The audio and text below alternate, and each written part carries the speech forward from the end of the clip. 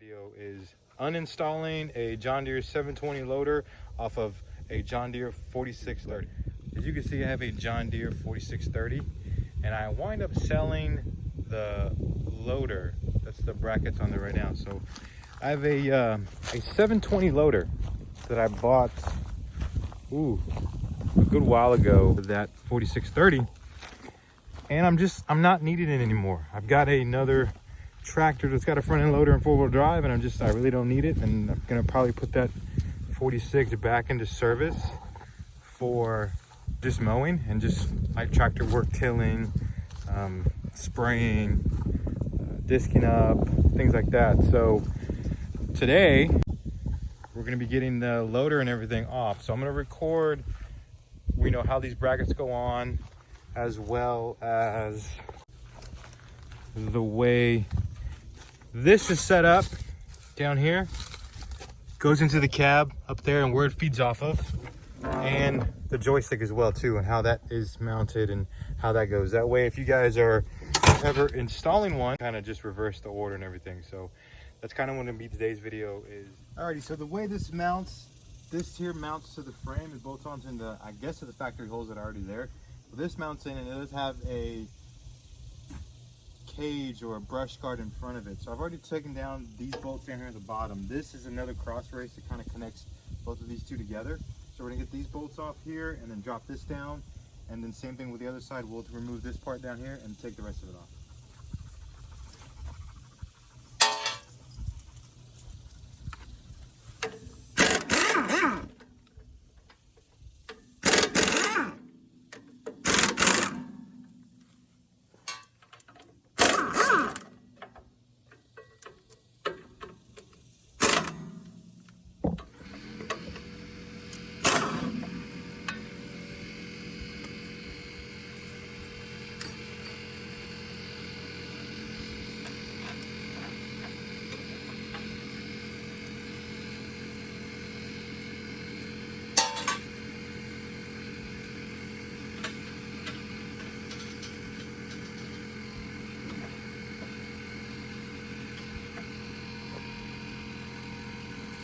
The bracket themselves are easy enough.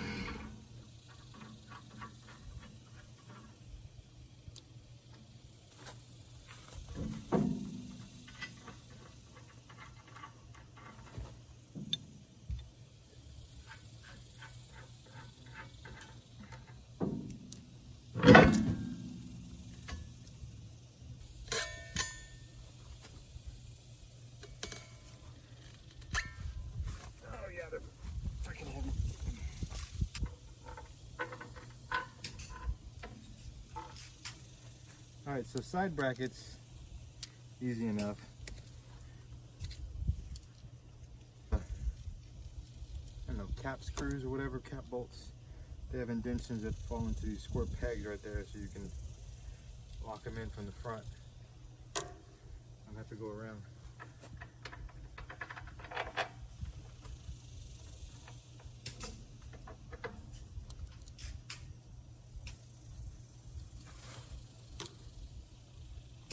Alrighty, you can see we got the brackets off pretty much. Now, since we're on this side and we're in the shade, I'm going to work on getting that off and seeing how the joystick's going to come off as well too.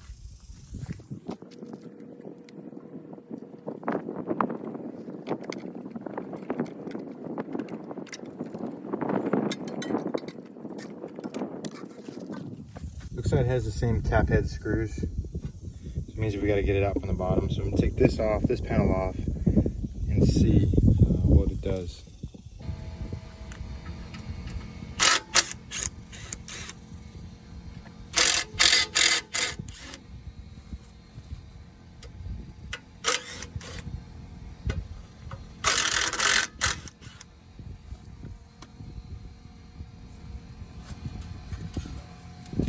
So this is the hydraulic valve system.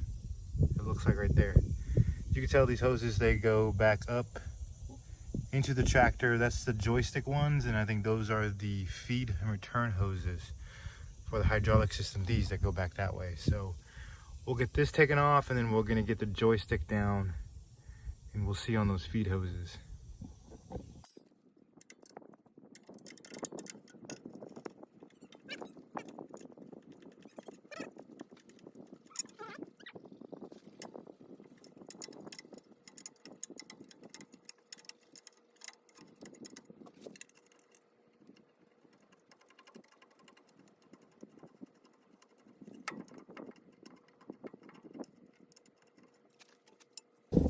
right, so that's off right there, as you can see, and then these hoses right here go up into the joystick.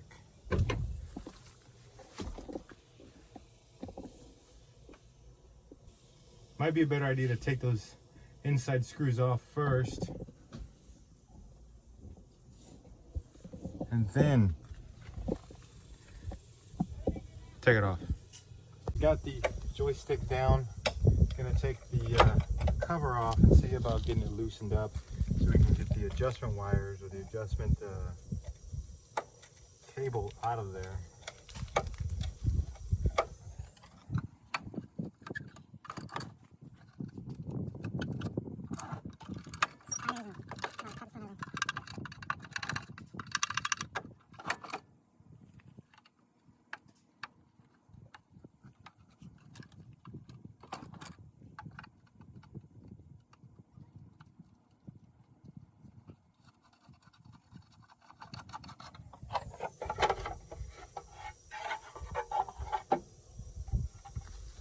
All right, got all that off.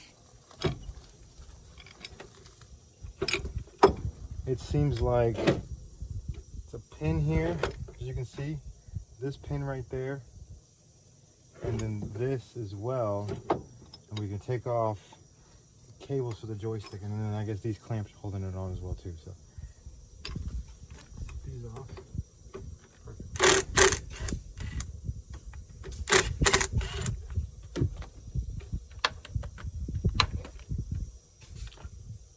Got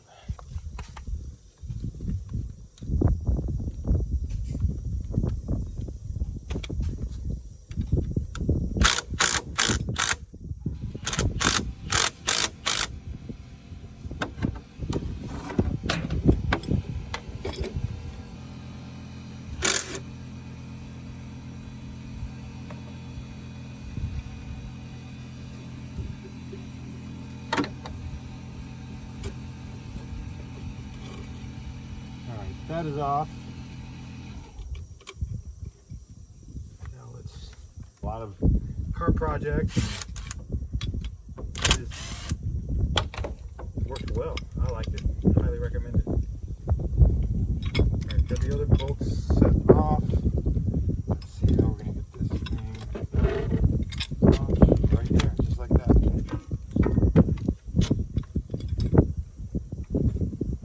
Pull that pin out. There we go. So you basically right here, hold this up right, as it said in the tractor, you had one pin here, one cable here pinned in, and then another cable here, and then they were actually held on by these brackets right here. Zip this all back together so it stays. Those, and then these,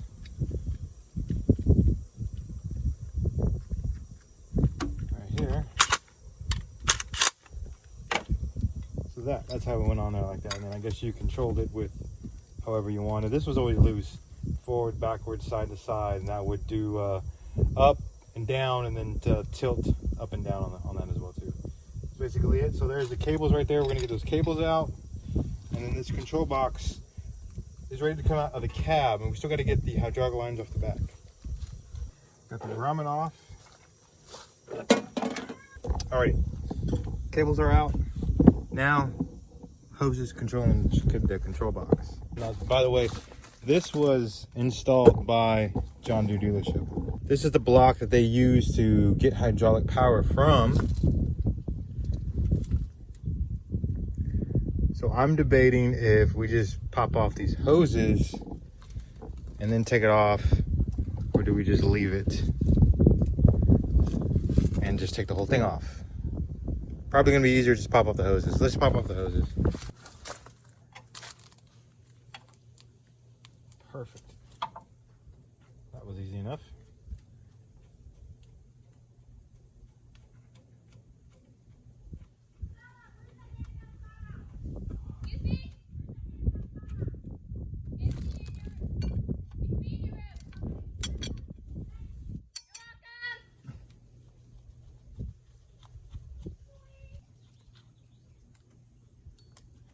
that hose off.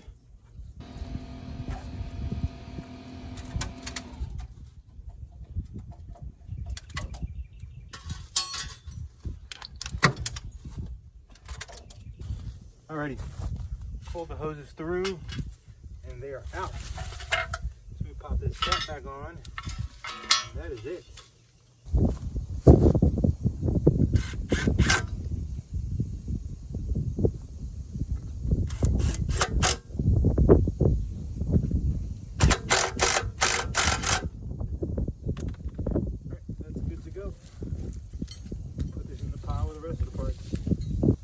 Also going to throw this cover back.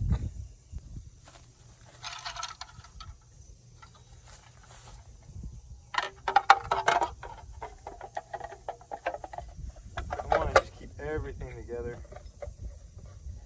Make it nice and simple for the whoever's going to be installing it on their tractor.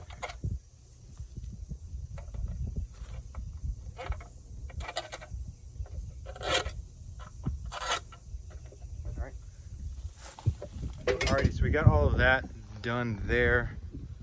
Now next is going to be the opposite side taken off, and then that's pretty much it for the loader. The loader's already, as you can see in the background, kind of already sitting right there out of the way. So there's really nothing else to take off other than the joystick, quick connects, and the mounting brackets. So it's pretty easy setup to take on and off on this tractor. So if you have one, I mean, just reverse what I did, and there you go.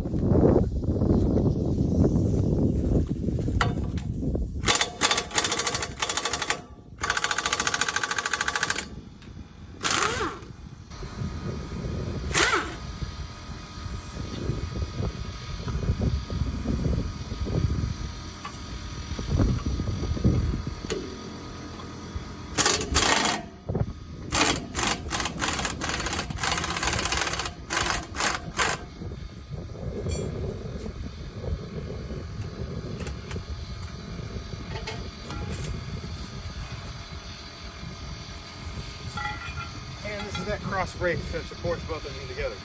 Now we'll just zip off all these bolts, and that is it.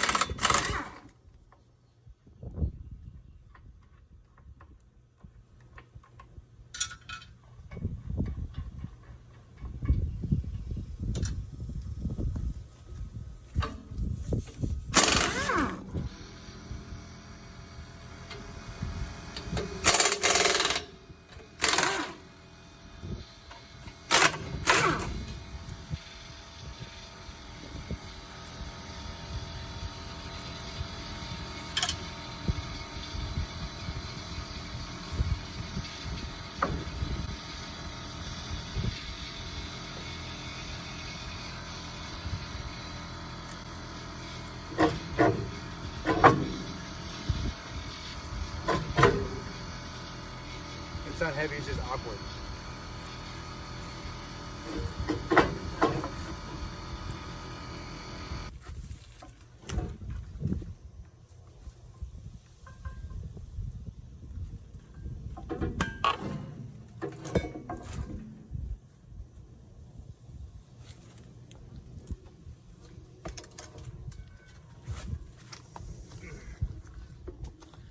Alrighty, well, there you have it. We got everything out of the John Deere. So, like I said before, if you're looking to install this loader, it's pretty much going to be the same thing as what I did to take it off. Pretty simple. You've got your engine mount brackets right there that go on. They bolt onto existing holes. Once those are on, then you've got to run your joystick and your hydraulic lines to the back to get power, and that's pretty much it. So it's a very simple system. Goes on quick, comes off quick. It's got the quick connects on there. That's why I didn't have anything to mess with the actual loader, because we already taken the loader off to work on the motors. You can see here we had a power steering leak, so we had to fix that. And then we got the front end back together. Tractor's on its own weight, so now we've got to invest in some fuel filters, batteries, and a few other things too to get it up and running. Got to get to it here pretty soon. So that's why we're trying to get this tractor back and working like it's supposed to. So Thank you guys for watching. If it's helpful, you know, make sure you like, comment, and subscribe. Thank you.